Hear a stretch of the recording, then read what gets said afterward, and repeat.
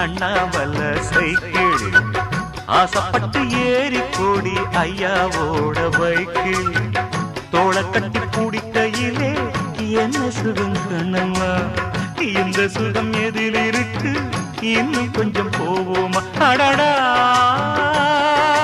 பழகி கிடந்த பழைய நினப்புல ரெக்க கட்டி பறக்கு